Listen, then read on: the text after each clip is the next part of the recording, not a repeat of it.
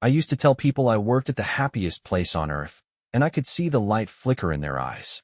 That little glimmer of childhood wonder.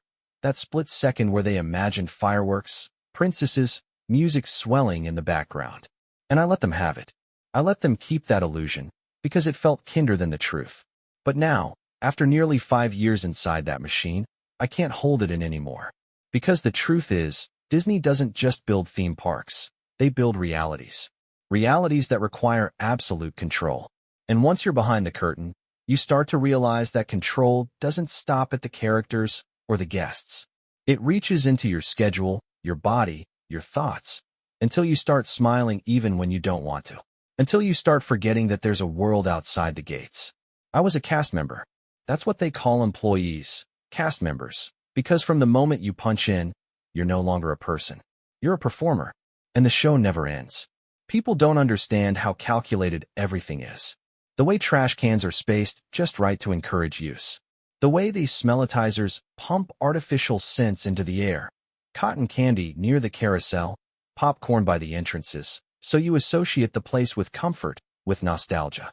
Nothing is accidental. Not even your emotions. But it's what happens behind the scenes that really stays with you. Most guests never think about the people inside the costumes. The ones sweating through 2 layers of fur in 95-degree heat, waving at kids with frozen wrists and fogged-up vision. They don't think about the girl who had a panic attack inside the Minnie Mouse head and was told to finish her set before she could take it off. Or the friends of Mickey, who lose consciousness and collapse backstage, only to be quietly replaced like broken animatronics. I remember my first week there. Orientation was called Traditions. Sounds quaint, right? It's basically corporate brainwashing with a smile. You sit in a spotless room. They show you old footage of Walt, talk about creating magic and protecting the story. You're told that from now on, you'll never point with one finger. It's always 2 fingers or your whole hand, because pointing is rude, and everything must be friendly, even your gestures. You laugh at first, then you realize they're dead serious. They drill it into you. Never break character. Never speak ill of the company. Always smile. If a kid punches you in the stomach, you smile. If a guest calls you a slur, you smile. If you're sick or exhausted or having a breakdown in the supply closet, you smile. And you do it. Because they make you believe it matters. Because they call you family. Because they say you're part of something bigger. And you want to believe them. God, I wanted to believe them so badly. But somewhere along the way, the smile started to feel less like joy and more like teeth. What no one tells you is how the magic starts to rot when you see it up close every day. When you realize the princess isn't a princess. She's a 22-year-old on her 3rd 12-hour shift this week, downing energy drinks and wondering if she can afford rent.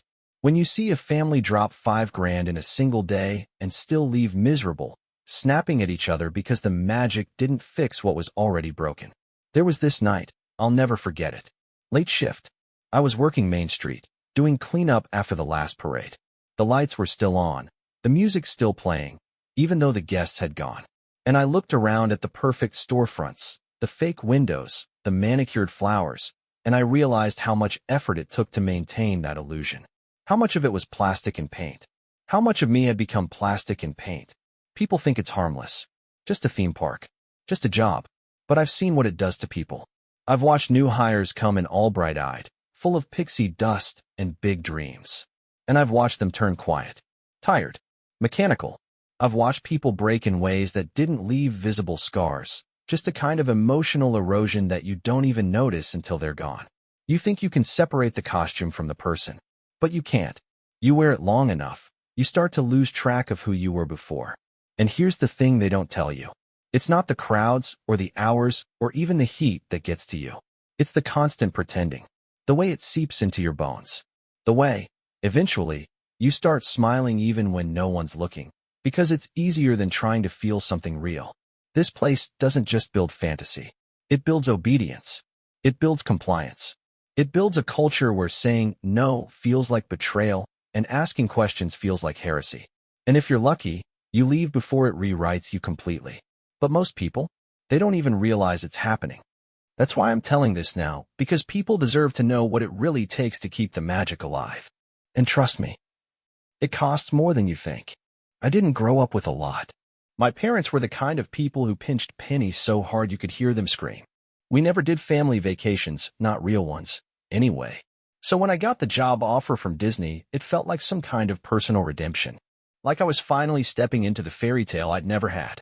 I was 24, fresh out of college with a communications degree and nowhere to go. I didn't know what I wanted, not really.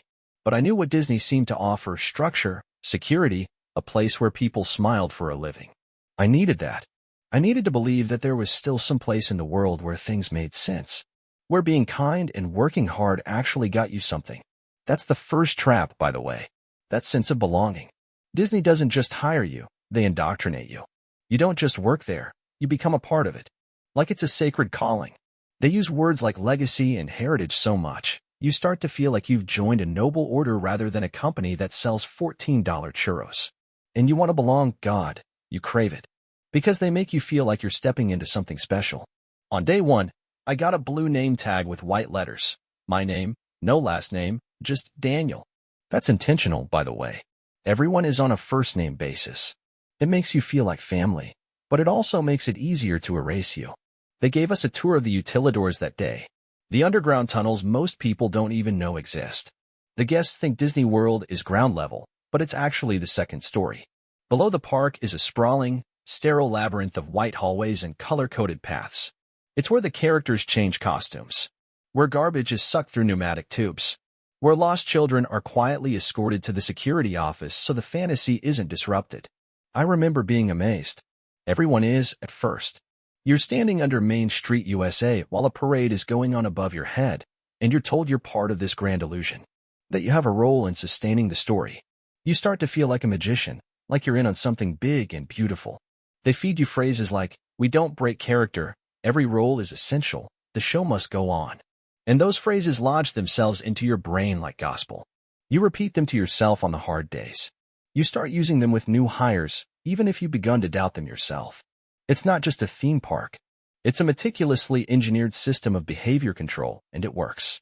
Because everything's dressed in magic and nostalgia, and no one questions a system that makes people smile. The costume fitting was the next step. I remember standing in front of a full-length mirror in this tiny, fluorescent-lit room, wearing khaki shorts, a tucked-in button-up with candy stripes, and a name tag over my heart. I looked ridiculous. But when the wardrobe supervisor stepped back, she said, "There. You look like one of us now." And just like that, I started to believe it. My first assignment was Tomorrowland. Sweeping trash, giving directions, stocking drink stations, entry-level stuff. But even the custodial role was treated like a show element. We were guest experience custodians, which is a fancy way of saying we were supposed to clean invisible messes while appearing cheerful and attentive at all times. Not just polite, performatively happy. There was a manual on how to smile. I'm not exaggerating. During onboarding, we were taught about smile zones, places on stage, meaning anywhere guests could see you, where you were expected to maintain a consistent, pleasant expression. Smile too little, and it gets flagged in your performance review. Smile too much, and you're told you look creepy. There's a calibrated, ideal smile, warm, approachable, authentic, or at least the illusion of it. The costume's not just for show, either. It's part of the control. You can't wear your own clothes. No tattoos, no visible piercings, strict grooming rules. For men, that meant clean-shaven or neatly trimmed facial hair within Disney guidelines. There was a literal binder of acceptable hairstyles and facial structures. They call it the Disney look, and they enforce it. At first, you think it's all part of the professionalism, but soon, you start to feel like a prop. Just another smiling fixture of the scenery. A human animatronic. The weirdest thing is how quickly it becomes normal. You get used to the rehearsed greetings, "Have a magical day." You get used to the code language. Code V means vomit. Code 101 means a ride is down. You get used to the rotating shifts, the lack of sunlight, the exhaustion. And eventually, you stop noticing how tired you are, how fake it all feels, how tightly you're being controlled. Because the system is designed to make you forget. Forget that you're underpaid. Forget that your body aches. Forget that you're acting, not living. And every time a little kid runs up to you, eyes wide with wonder, something in you says, "See? It's worth it." That's how it gets you. Because deep down, you still want the magic to be real, even if it's killing you to keep it alive. The first time I saw a character remove their head, it felt like a crime. I'd been working there a few weeks, still new enough to cling to the magic, but seasoned enough to be allowed into certain backstage areas. I was coming off break, heading through the south entrance of the utilidors, when I caught sight of Pluto. Well, a guy in the Pluto suit, slumped on a folding chair, the head resting in his lap like a severed mascot. Sweat was pouring down his neck. His undershirt was soaked through, and he was just sitting there, silent, staring at the floor like he wasn't fully in his body. He looked up at me for a second. His eyes were bloodshot. Then he looked away. Nobody said anything. That's the rule. Backstage, you don't talk unless it's necessary. You move quickly. You stay in your zone. You don't make eye contact unless you're on a break or between shifts. Because the second someone removes that costume, they're not Pluto or Goofy or whoever. They're just someone trying to survive another shift. You'd think there would be some compassion in that world, some camaraderie. But really, it was isolation. Carefully orchestrated, too. Most of us didn't even know each other's full names. We were units in a system. Interchangeable. Replaceable. And we were constantly reminded of that. Every role was tracked and monitored. You'd clock in through biometric scanners, fingerprint-based, of course, and your schedule would ping across the network. If you were late to a rotation, it was noted. If your smile didn't hold in guest-facing zones, someone reported it. There were always eyes. Sometimes they were managers, sometimes they were secret shoppers, sometimes they were literal cameras hidden in scenery. You get used to being watched. And that changes you. You stop acting like yourself. You start acting like what you think they want you to be. Not just with guests, but with each other. You smile too much. You agree with things you don't actually agree with. You swallow your discomfort. You put your head down. That's the real costume. And it's harder to take off than the polyester one. It's strange how much emphasis they place on perfection. Every performance, every ride, every interaction has to feel effortless. That's why the guests never see the costumed characters walk between lands. Mickey never strolls from Tomorrowland into Liberty Square. That would break the story. He's supposed to be in all places at once, and so he is. Because there are several Mickeys. Same costume, different people, different locations. Scheduled perfectly so you never see them in two places at once. It's choreography on a scale most people can't comprehend. Every movement in the park is part of an unspoken script, timed to background music loops, coordinated with light cues, matched to soundtracks and parades and snack cart rotations. You're not improvising.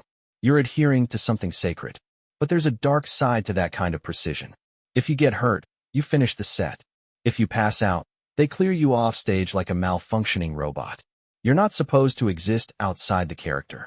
If you cry in costume, which happens more than you'd think, you do it quietly, behind a smile, because breaking character is grounds for termination.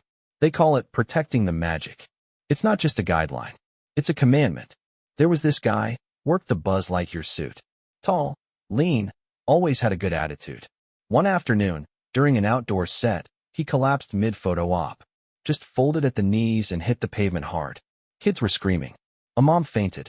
Cast members scrambled to divert the crowd while managers arrived and covered his body with umbrellas. EMTs came, but they came backstage. Guests were told it was a planned show effect. He'd had heat stroke. Spent 3 days in the hospital. Came back the next week, quiet, different. 3 months later, he was gone. Not fired, just gone. No announcement. No goodbye. You learn not to ask questions when someone disappears. It's easier that way. I wish I could say that was an extreme case, but honestly, it wasn't. The heat is brutal. During summer, the pavement itself radiates heat, and the inside of a full-body suit can hit 120 degrees Fahrenheit. You lose water faster than you can drink it. Some of the older suits weren't even ventilated properly, and the fans inside them would break without notice. But even if you're not in costume, the exhaustion eats away at you. You're on your feet for 10, sometimes 12 hours. You're constantly smiling, constantly alert, constantly vulnerable to guest behavior that ranges from sweet to borderline abusive. I've seen grown adults scream at teenagers over Chio line placement. I've had guests grab me by the arm when I couldn't give them the answer they wanted. I've had children bite, slap, kick, because they're overstimulated and sleep-deprived, and no one tells them no on vacation. And through it all, you smile. Because you're on stage.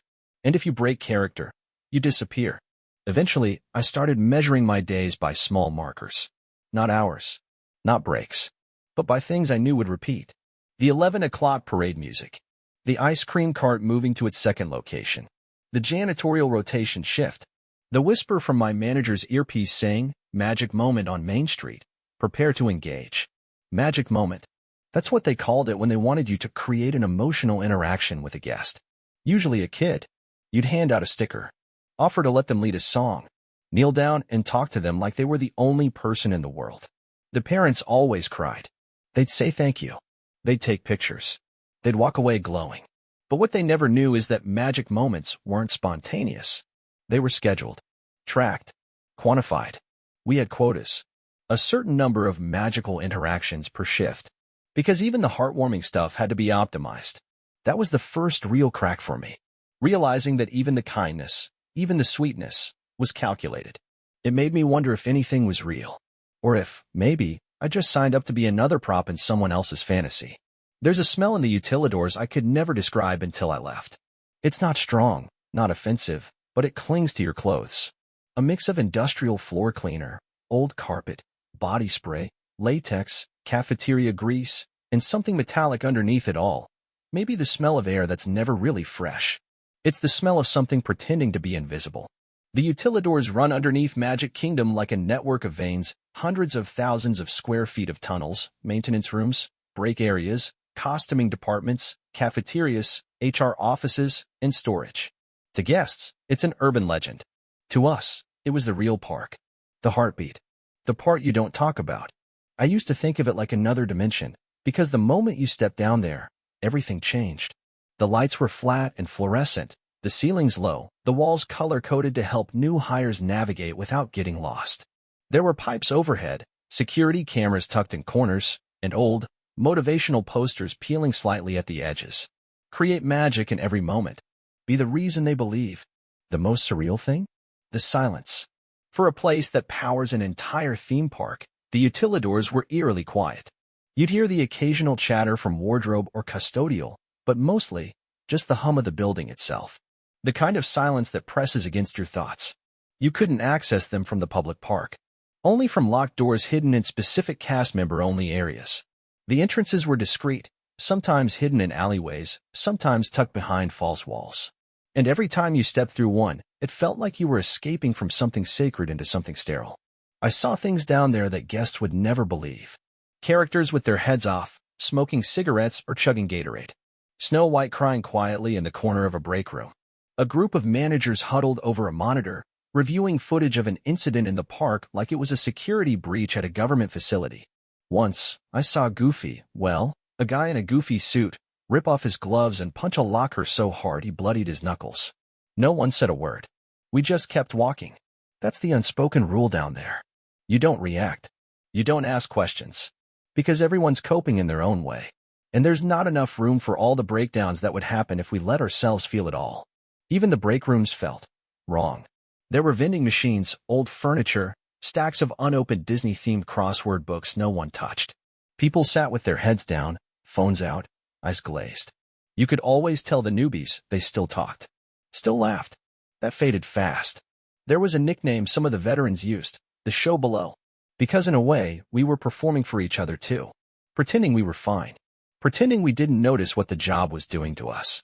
There's something deeply strange about working in a place built entirely around fantasy, while spending most of your time in its basement.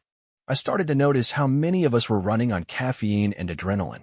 Some people took uppers before long shifts, Adderall, energy drinks, even prescription meds if they could get them. Others just disconnected. I met a guy who used to talk to himself quietly between shifts, narrating his own life like he was still in character. I think it was the only way he could stay sane. I knew a girl, she worked in merchandising on Main Street, who used to sneak down to the utilidors during her lunch break just to cry in the supply closet. We crossed paths once, and she looked at me with this hollow kind of embarrassment, like she'd broken a rule just by being vulnerable. I didn't say anything, just nodded. She nodded back. That was the closest thing to solidarity most of us ever got. And then there was the costuming department. Rows and rows of outfits, tagged and barcode, organized by role and size. There was a system in place to track every piece of clothing, when it was worn, by who, when it was cleaned. We didn't own our costumes. We checked them out like equipment. If your costume was missing or damaged, you had to file a report. Too many mistakes, and you were flagged. Everything was monitored. But the part that always got to me was how dead the fabric felt. Dozens of identical outfits, stacked like lifeless skins, ready to be worn by the next person willing to disappear for the day. Sometimes I'd stand there before a shift, staring at the outfit in my hands, thinking, how many people have worn this? How many fake smiles has this uniform survived? How many breakdowns? It started to weigh on me, like every costume was soaked with the energy of the person before me. Not just sweat, but fatigue, resentment, quiet surrender. I kept telling myself I was lucky. At least I wasn't in a full bodysuit. At least I didn't have to do princess training or endure the face character scrutiny. Because let me tell you, that's its own hell. You think it's glamorous? No. It's brutal. They measure your jawline, your walk, your voice. If your face changes even slightly, weight gain, acne, aging, you can be demoted, reassigned, or cut loose entirely. You're not a person to them. You're a living prop. And if you stop fitting the mold, they repaint the scenery and move on. That was the quiet truth echoing through every hallway of the utilidors. None of us mattered more than the illusion. And the more I saw, really saw, the harder it became to pretend otherwise. But I did pretend. For months. Because that's what the system is designed to do. Reward obedience and punish awareness. Until one day, I saw something I couldn't unsee. Something that made it impossible to play along anymore. I don't know when exactly it started to feel wrong. It wasn't a single moment. More like a slow rot beneath the surface. Like realizing the walls around you have been decaying for years, and you only just noticed the smell. But there was a moment, something I saw one afternoon, that made it impossible to ignore anymore. It was late. I was wrapping up a shift near Frontierland, already clocked out but waiting for the next cast shuttle to the off-site parking lot. I was sitting just behind the parade gate, drinking from one of those sad paper cups they give you in the break areas, when I saw them wheeling out one of the costumed characters on a stretcher. It was Donald Duck. Except, he wasn't Donald. He was just a guy. Mid-40s, heavy-set, unconscious. His legs were twitching slightly, but the head was still on twisted to the side, like it didn't belong to him anymore. A manager was walking alongside, radio in one hand, clipboard in the other, already filling out paperwork. Another cast member, custodial, I think, stood guard by the gate, shielding the view from the park. Everything was so calm, like it had happened before. Like it was just another protocol. No panic. No urgency. Just a quiet removal of a broken part from the machine. I found out later it had been heat exhaustion. Not his first incident. He'd been warned to take more water breaks. But the pressure to finish his set, to not let the magic break, had kept him out there too long. They didn't fire him. They just didn't schedule him again. That's how they do it. It's not punishment. It's disappearance. You stop getting shifts. You stop getting emails. You call scheduling, and they say they're working on it. You walk into casting, and no one meets your eyes. And eventually, you just stop showing up. No termination paperwork. No exit interview. Just a silent phasing out, like you never existed. They call it being put in the pool. Sounds gentle, right? It's not. It's corporate purgatory. And once you're in the pool, no one pulls you out. After that day, I started seeing more of those moments. Things I'd ignored or rationalized before now hit differently. I saw a character performer icing their feet behind a fake rock, their toenails black from bruising. I saw a teen in custodial scrubbing vomit with a toothbrush because the guest had been VIP, and VIP complaints had to be handled discreetly. I saw a merchandise cast member get screamed at by a mom who didn't want to wait in line, and when the girl started crying, her supervisor pulled her aside, not to comfort her, but to remind her that she was ruining the guest experience. That's when I started really thinking about those words, guest experience. You hear it every day in Disney. It's the golden rule. Everything revolves around it. If a guest is rude, entitled, or violent, protect the experience. If a guest breaks a rule or endangers others, de-escalate quietly, don't confront. If a guest makes a mess, you clean it. If a guest makes a scene, you vanish. The guest is not a customer. They're royalty. And you? You're a servant in a very expensive fairy tale. You start to realize that everything you were told about creating joy is really just code for absorbing abuse with a smile. Because the experience isn't magical unless you make it that way. Even if it costs you. Especially if it costs you. I remember hearing about this program called Guest Recovery. Sounds nice, right? It's not. It's damage control. If something goes wrong for a guest, a ride breaks down, their kid gets sick, A meal is cold, you're trained to compensate. Give them a fast pass, a free dessert, a replacement plush toy. You're not really apologizing. You're patching a hole in their perception. You're keeping the illusion intact.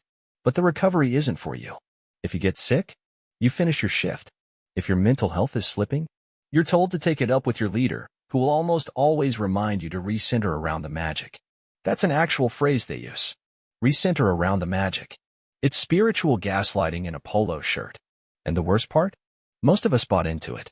Because the moment you start questioning it, really questioning it, you lose your place in the story.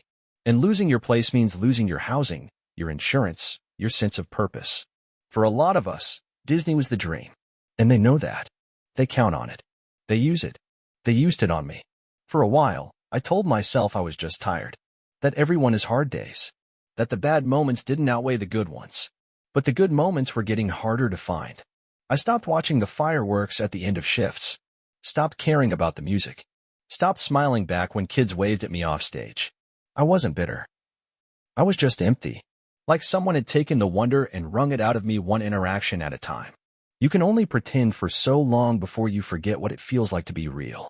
And somewhere in that haze, something happened, something small, almost unremarkable, that finally tipped me over the edge. Not a disaster. Not a scandal. Just one more lie I couldn't live with. It was just a balloon. That's what finally got to me. Not a screaming guest, not a broken system, not some horrific injury backstage. Just a child's balloon, blue, Mickey-shaped, tangled in the branches of a fake tree near Adventureland. I'd seen it happen 100 times before. Balloons float away. Kids cry. Parents sigh. Sometimes they go get another one. Sometimes they don't. But this time, I just stood there. I'd been on a trash rotation, walking the perimeter with one of those grabber tools and a liner bag, pretending like the place didn't already have a state-of-the-art underground vacuum system to suck garbage from the chutes. The show still required visible custodians. It made people feel cleaner, safer, like we were part of the scenery that kept the illusion pristine. I saw the balloon drifting upward, slow and helpless, until the string caught in the fake foliage. And for some reason, I stopped walking. I don't even think I breathed. I just watched it, fluttering there, caught between something artificial and the open sky. The kid who lost it was crying. Quietly, but real tears. The mom was crouched beside him, offering reassurance in that half-distracted way parents do when they're more frustrated than sympathetic. I could hear her voice, barely above the music track that played on loop from hidden speakers. Something about getting another one. Something about not the end of the world. And I remember thinking, no. But it kind of is. That balloon was the only real thing in sight. Everything else, every rock, every tree, every smiling employee, even the sunlight, it was all filtered through the story. Controlled. Manufactured. But that balloon? It did what things aren't supposed to do in Disney. It escaped. And watching it hang there, stuck and useless and untouchable, something just cracked in me. I know how stupid that sounds. Believe me. But that's how it happens. Not with a bang. With a balloon. After that, I started seeing things differently. Not in some dramatic, movie montage kind of way, but like a fog had lifted. I'd walk the park and catch myself staring at the seams. The bolts that held fake rocks together. The chip paint at the base of a marble column. The subtle tilt in a lamppost that was never supposed to lean. And the people, too. The princesses who'd perfected the distant, strained eye contact of someone holding it together with muscle memory alone. The parade dancers who limped slightly between performances. The food service workers sweating over flat-top grills and sweltering kitchens, their faces just as flushed and exhausted as the costumed performers outside, only without the benefit of applause. I started noticing how little time anyone had to just be. Everything was scheduled to the second. If you weren't on a timed rotation, you were on a break countdown. If you weren't on break, you were walking to your next location. Even the time between shifts was monitored. There was no offstage for us, just less visible corners of the stage. I remember once being late to clock in by 43 seconds. Not exaggerating, 43. The system flagged me. My manager pulled me aside with a printout of my time card and asked if everything was okay. I said, yeah, just got stuck behind a parade float. He smiled that company smile, the one that never quite reaches the eyes, and said, next time, plan for that. It wasn't a suggestion. It was a correction. That's when I realized something nobody ever tells you before you work there. Magic has a margin of error. And if you fall outside of it, even by seconds, you're the problem. And here's the thing, they don't even need to punish you outright. They have better tools. Scheduling. That's the real power. If you get too slow, too quiet, too vocal, too tired, your shifts get worse. Longer hours, less favorable areas, inconsistent days off. No one tells you it's punishment, but it is. You feel it. You live it. They use the calendar the way other jobs use warnings. It's a system built on passive control. Not force. Not threats. Just pressure. Quiet, constant pressure. You smile, or you don't get scheduled. You comply, or you float in the pool. You blend in, or you disappear. It's incredibly effective. And it's hard to fight, because it doesn't look like oppression. It looks like professionalism. Structure. Organization. A finely tuned machine. But machines don't care if you're tired. They just keep moving. And eventually, you either match the rhythm, or you get ground down. After the balloon day, I started doing something that felt almost illegal. I began writing things down. Tiny observations. Things I heard. Things I saw. I jot them on receipts, backstage flyers, old printouts from the call board. I wasn't even sure why, just this desperate need to document. To remind myself that I wasn't imagining it. Because that's the danger in a place like Disney. You start to wonder if you're the one who's broken. Not the system. You start to think maybe you're not cut out for it. Maybe you're just too sensitive, too negative, too weak. But I wasn't weak. I was just finally seeing clearly. And what I was seeing, it wasn't a dream. It was a stage, carefully lit and painted to make you forget the world beyond it. And I was beginning to understand. Once you see the rigging, it's almost impossible to lose sight of it again. There's this phrase they used to repeat during training, almost like a mantra. Every day is someone's first visit. It sounds harmless. Sweet, even. A reminder to treat every guest like they matter. But after enough time in the system, that phrase takes on another meaning. Because what it really means is, it doesn't matter what you're feeling. You could be grieving. You could be sick. You could be spiraling mentally. But to the family walking through the gates for the first time in their lives, you are part of the fantasy. And that fantasy needs to be flawless. I once worked a shift the day after a close friend of mine, another cast member, was let go without warning. One day, she was leading sing-alongs in Fantasyland, and the next, her locker code didn't work. No explanation. Just gone. I tried asking a coordinator what happened, but he just said, she wasn't a culture fit. That's another phrase they love, culture fit. It's vague on purpose.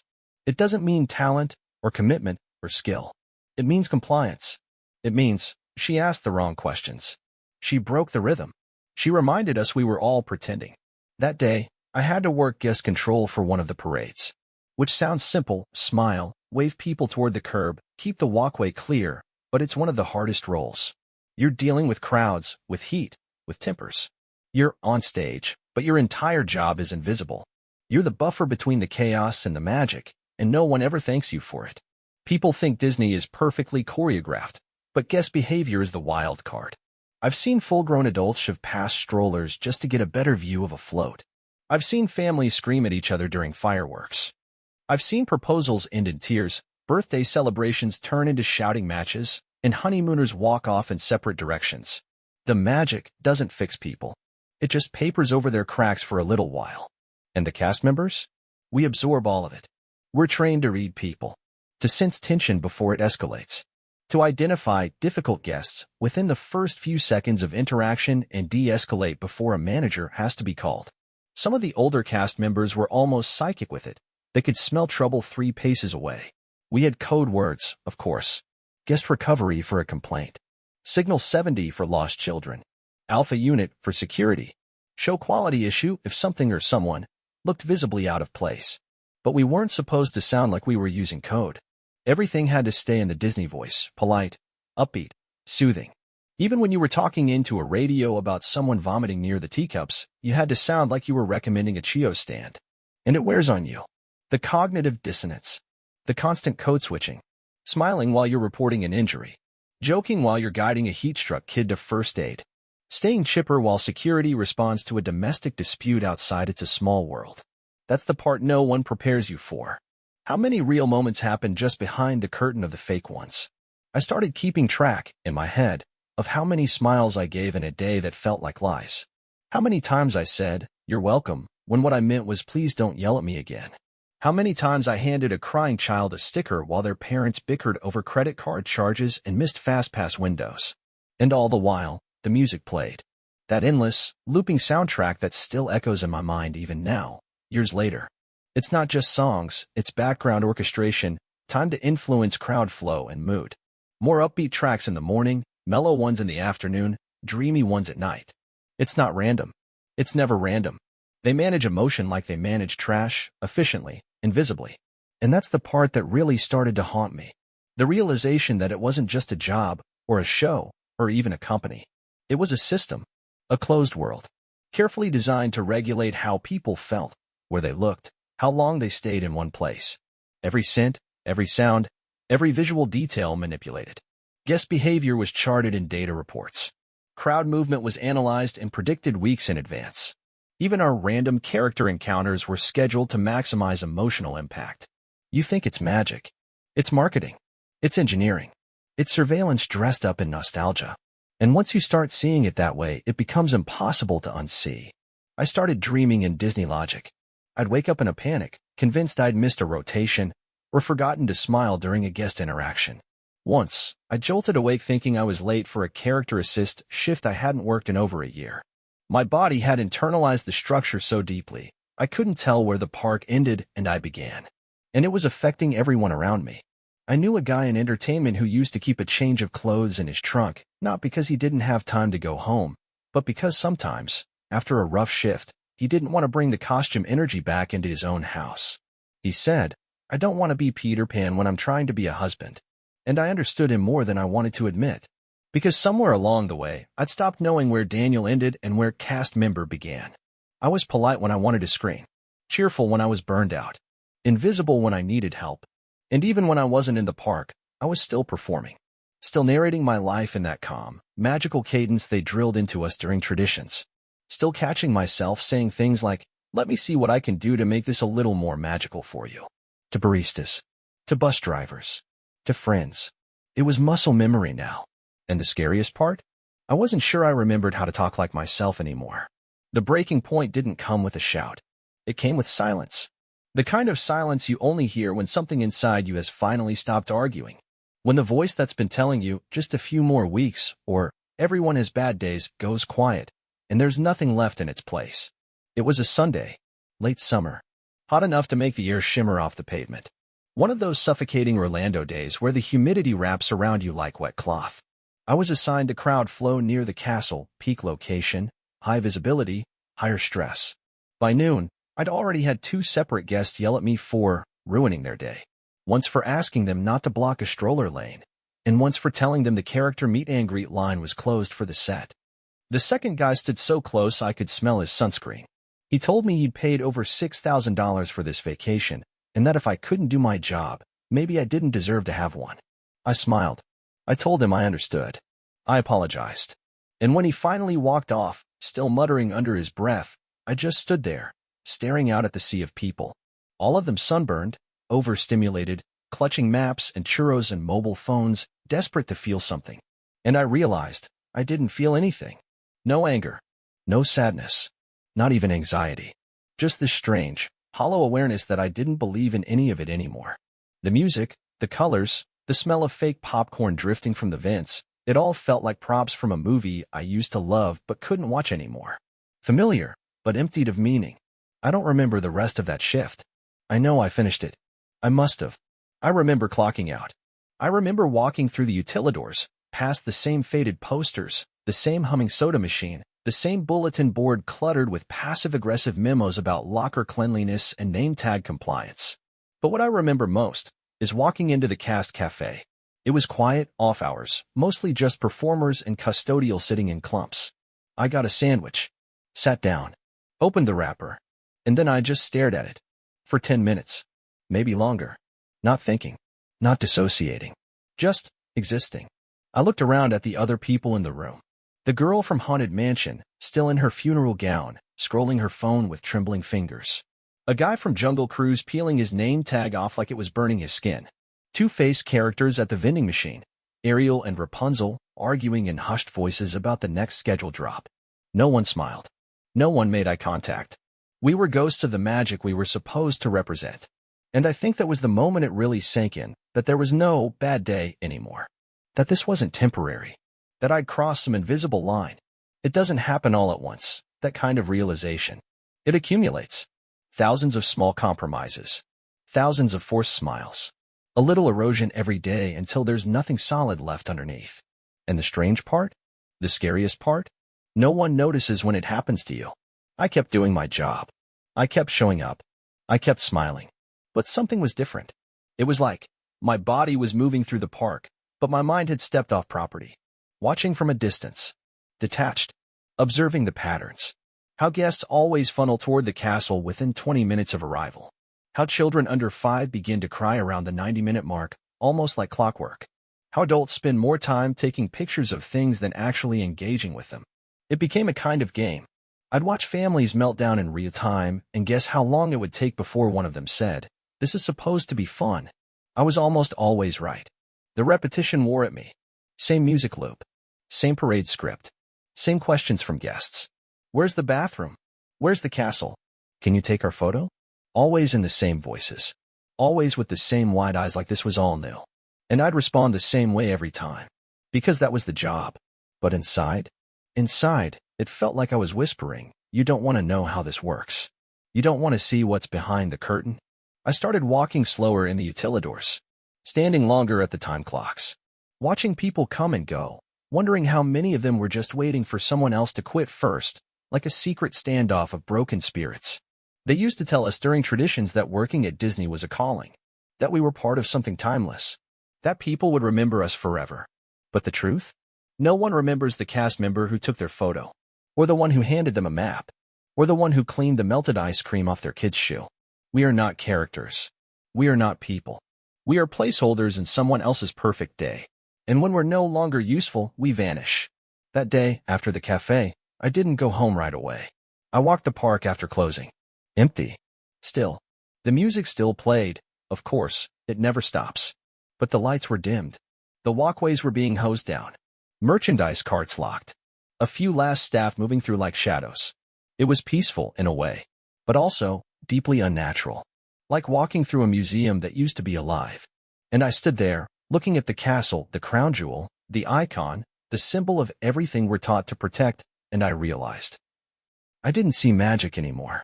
I saw scaffolding, steel, paint, and for the first time, I let myself ask the question I'd been avoiding for months. What if the magic was never real? Not just for the guests, but for us. People always assume we all leave for the same reason: burnout. And while that's not wrong, it's not the whole story either. People don't just burn out. They unravel. Quietly. Like threads pulled slowly from the hem of something they once believed in. Most of us didn't quit out loud. We just stopped believing, and the rest followed. For me, the unraveling continued even after I gave notice. Even after I turned in my costume, cleared out my locker, and walked out through the security gate for the last time. I thought the final day would feel like something. Closure. Relief. Maybe even sadness. But all I felt was numb. You'd think leaving would lift the weight. But it's the opposite.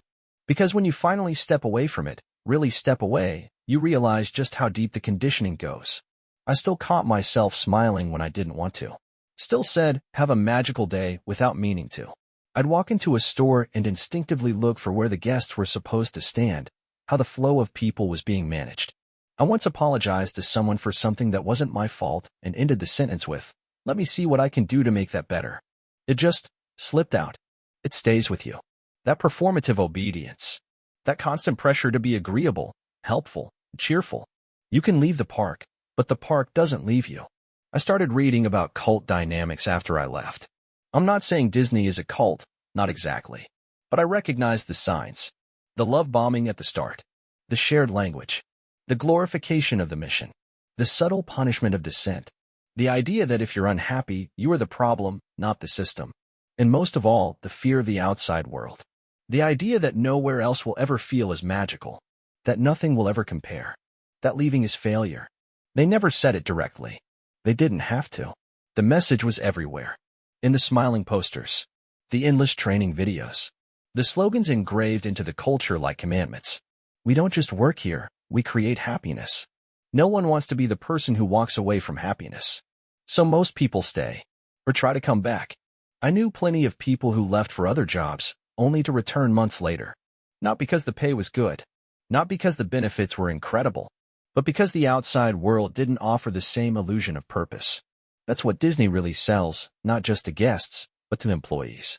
Meaning, the idea that you're doing something magical, that you're part of something sacred, that your 12-hour day in the blistering heat matters more than just a paycheck. But when you strip it all down, it's still a corporation. And like any corporation, it survives by feeding on people's willingness to give more than they should. I remember something one of my old trainers once said, back when I was still fresh and wide-eyed. She said, "The guests will never know how hard you work, but they'll remember how you made them feel." At the time, I found it inspiring. Now, I see the other side of it. They'll never know how hard you work. And that's by design. They're not supposed to see the strain, the breakdowns, the exhaustion, the constant turnover, the stretchers in the tunnels, the crying in the break rooms, the quiet disappearances. All they're supposed to see is the smile, the balloon, the fireworks, the fantasy. Because if they saw what it really took to keep the magic alive, it wouldn't feel like magic anymore. It would feel like what it is. Work. Unseen. Underpaid. Often unsafe. But sanitized until it sparkles. And I want to be clear, there were good moments. There were real ones. I met some of the kindest, most resilient people I've ever known. I saw small acts of humanity, guests helping each other, coworkers covering for each other, someone handing a lost child a Mickey bar and sitting with them until their parents were found. But those moments didn't come from the system. They came despite it. They came from people still trying to be human inside a place that demanded performance over presence. And that's what finally broke me. Not the heat, not the hours, not the policies or the protocols. It was realizing that, over time, Disney stops being a place, it becomes a filter, a way of seeing the world, a lens that prioritizes image over substance, smile over truth, comfort over honesty. And once you've lived in that lens long enough, the real world starts to feel blurry. But you have to step through it eventually. You have to see the guests for what they are, regular people, chasing an escape. You have to see yourself for what you are, someone who gave too much, too quietly. You have to ask yourself the questions no one ever asks while you're inside. What did it cost to make others feel happy? And why did I believe that was my job? That's where I've landed now. Out in the real world again. No music playing from the trees. No script in my hand. No magic to hide behind. Just silence. And clarity. And maybe, finally, the truth. It's been a while now since I walked out of that park for the last time. And honestly, it took longer than I'd like to admit to start feeling normal again. There are still days I catch myself hearing the background music in places where it isn't playing. I'll walk through a store and automatically straighten a display. I'll hear someone laughing behind me and instinctively start preparing to smile, like I'm back in uniform, waiting to be approached. Those habits don't vanish overnight. And the truth is, I don't hate Disney. I don't. I understand why people love it. I understand why parents save for years just to take their kids there. I understand why people propose in front of the castle, why they wear matching shirts, why they cry when they see a character from their childhood. I get it. Because I used to believe in it, too. But belief is a fragile thing. And when you spend enough time backstage, when you've seen the cast breaks, the tunnel collapses, the strained faces behind the smiles, it gets harder to keep pretending the story is still whole. And maybe that's what this has been about. Not bitterness. Not revenge. Just honesty. Because someone has to say it out loud. Magic, when forced, becomes a burden. And it's people, real people, who carry that burden every day so others can feel weightless, even for just a few hours. But that weight adds up. And most guests never even see it. So I'm asking you, if you've made it this far, if you've listened all the way through this confession, think about what goes into the experiences you've been sold as effortless. Think about the price of perfection. Not just in Disney, but everywhere. Theme parks, hospitality, retail, customer service, nursing, education. Anywhere people are expected to smile no matter what's happening inside them. Who's holding up the illusion? And what happens to them when they're no longer useful? Because I've been one of them. And I know I'm not alone. I've had hundreds of conversations since leaving, some quiet, some emotional, with other former cast members. And the stories are all different, but the pattern is the same. We gave too much. We were told it wasn't enough. And when we finally saw through the dream, we walked away carrying a truth no one wants to hear. That the magic they remember came at someone else's cost. Maybe you've had a similar experience. Maybe not at Disney. Maybe somewhere else. Maybe you worked a job where your smile was part of the uniform. where your exhaustion was invisible, where your kindness was expected but never reciprocated. If you have, I'd like to hear from you. Really? Drop a comment, share your story, or just let me know you understand. Because I think we need to start telling these stories out loud, not to ruin the fantasy for others, but to remind each other that we're not crazy, that we're not alone, that behind every polished surface is a hidden system someone had to maintain. And sometimes, it's okay to walk away from the stage. It doesn't make you weak. It means you finally chose yourself. And if this story meant something to you, if it made you think about things a little differently, share it. Not for me, not for views, but because someone out there still thinks they're the only one waking up from the dream. They're not. We're out here. And we see you. Thanks for listening. Daniel.